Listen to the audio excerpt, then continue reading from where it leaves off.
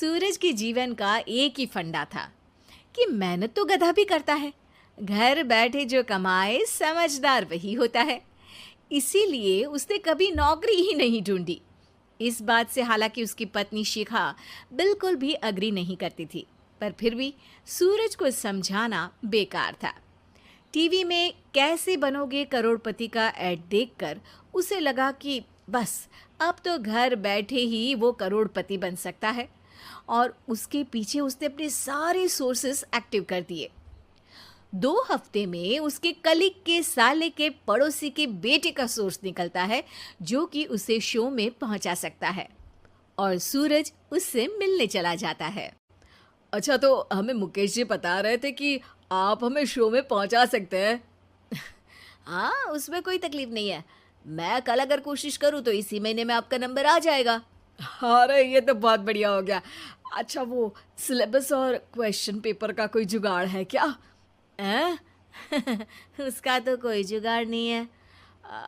तो वो वाकई में कुछ भी पूछ सकते हैं?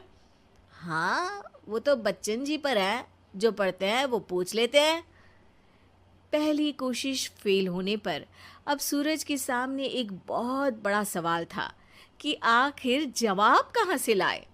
तब शिखा ने एक सजेशन दिया, क्यों ना सूरज अपने चचेरे भाई सुमित से मदद मांगे, जो कि यूपीएससी की तैयारी कर रहा था। हालांकि इतनी मेहनत करना सूरज को समझ में नहीं आता था, पर कोई और रास्ता ना मिलने पर वो आखिर सुमित से बात करता है। अरे सुमित, हमारा कैसे बनोगे करोड़पति के लिए सिलेक्शन होने वाला है। तुम हमें थोड़े चिट बनाने में मदद करोगे क्या?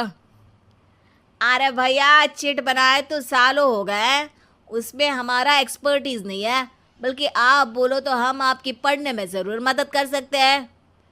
हट, कैसी अनाप शराब बातें कर रहा है तू। सूरज ने सुमित को मना तो कर दिया था, पर तैयारी करने के सिवाय कोई चारा उसे दिख भी नहीं रहा था। खासकर जब 12 के पेपर लीक करने के एक्सपर्ट शुक्ला जो भी हाथ जोड़ लेते हैं। आखिर सूरज को सुमित के पास जाना ही पड़ा, और उसने सुमित और शिखा से वादा किया कि वो बहुत मेहनत करेगा।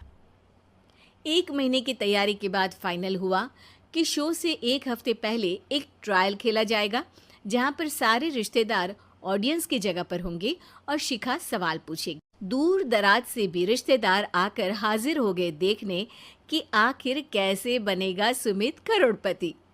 सब कुछ सेट था, और इतने में सूरज आकर अपना स्पीच देता है। ये 1 महीना मेरे लिए आसान नहीं था, पर अपने भाई सुमित और अपनी पत्नी शिखा की मदद से मैं इतनी दूर पहुंच पाया हूँ। मेरे मम्मी पापा के आशीर्वाद ने भी बहुत साथ दिया है मेरा। मैं उम्मीद करता हूँ कि आज के शो में आप लोगों को बहुत मज़ा आएगा।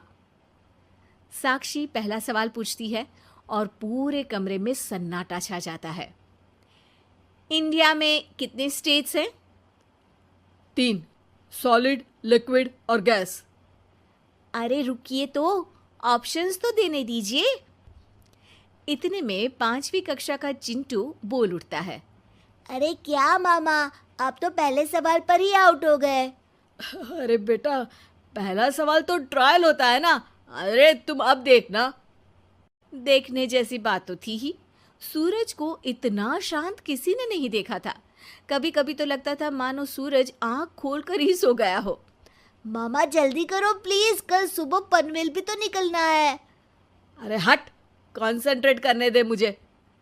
3 सवाल में 3 लाइफलाइन खत्म हो चुकी थी, और अब चौथे सवाल पर भी सूरज का मौन नहीं टूटा। पर सूरज अभी भी हार मानने को तैयार नहीं था। उधर हर कोई सूरज को छोड़ सुमित को देख रहे थे। आखिर सुमित ने ही तो पढ़ाया था सूरज को। गजब बेइज्जती है यार। अरे बेटा, तो बाप का, दादा का, भाई का, सबका नाम बुड़वाएगा। अरे 3 लाइफलाइन ले ली तो भी तेरा कुछ नहीं होना है। अरे कोई इतनी बात करता है क्या शो पर? अरे बेटा, शो पर तेरे जैसे भी तो नहीं आते ना। सूरज की ये जंग आखिर 1 घंटे बाद 5वें सवाल पर खत्म हो गई, जब उसने इंडिया के नेशनल बर्ड का नाम कहा, कौवा। अरे बेटा, मजा तो बहुत आया, बस थोड़ा टाइम पर खत्म होता तो आनंद भी आ जाता।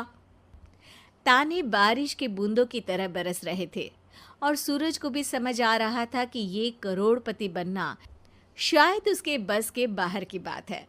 पर वो आखिर ये बात मान कैसे लेता? वो सख्त लौंडा जो ठहरा, उसने सोचा कि बेइज्जती तो हो ही चुकी है, पर अगर मैं हार नहीं मानूं तो शायद कुछ हो सकता है। शिखा, तुम देखना, असली शो में आग लगा दूंगा, आग, करोड़पति बनूंगा मैं। हाँ, सब्जियां खत्म हो गई है घर पे, ले आओ। पहले पति बन जाओ, फिर करोड़पति बनना। अरे गजब बेइज्जती है यार। बेटा, अभी तो घर पर ही हुई है, 1 हफ्ते में तो तुम देश के सामने करवा कर आओगे। वैसे जब टीवी पर जाओ ना, तो बस अपने मम्मी का ही नाम लेना, ठीक है? कोई पूछे तो बोलना कि पापा नहीं है मेरे। अरे पढ़ाई की, पेपर निकलवाए, इतने सारे लोगों को खाना खिलवाया, क्या फर्क पड़ा? इसीलिए मैं कहता हूँ कि मेहनत तो गधा भी करता है, घर बैठे जो कमाए वही सिकंदर। लेकिन मामा, गधे भी जानते हैं कि हमारा राष्ट्रीय पक्षी मोर है।